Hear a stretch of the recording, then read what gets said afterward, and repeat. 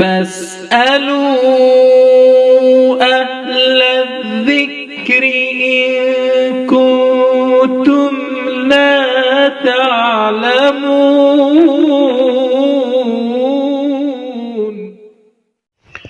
مفتیان دارالفتاء والقضاء ضلع بارہ بنکی، السلام علیکم ورحمۃ اللہ وبرکاتہ۔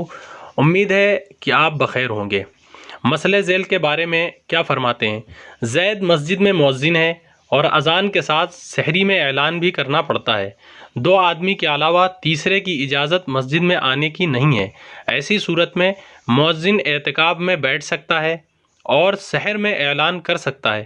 قرآن و حدیث کی روشنی میں مفتیان اکرام کیا فرماتے ہیں؟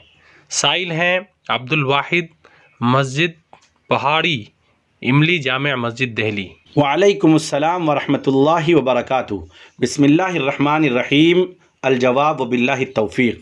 جی ہاں، مؤذن صاحب اعتکاف میں بیٹھ سکتے ہیں اور اعتکاف کی حالت میں ختم سحر کا اعلان بھی کر سکتے ہیں، بشرطے کہ مائک کا نظم حدود مسجد میں ہو۔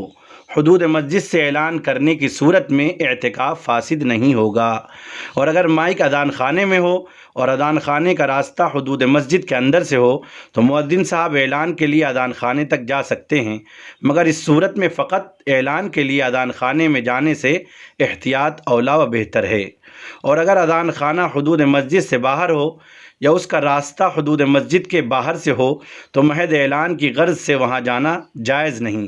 اس صورت میں اعتکاف فاسد ہو جائے گا۔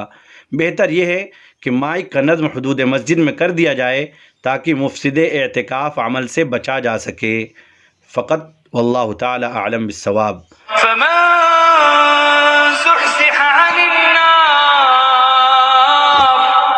وأدخل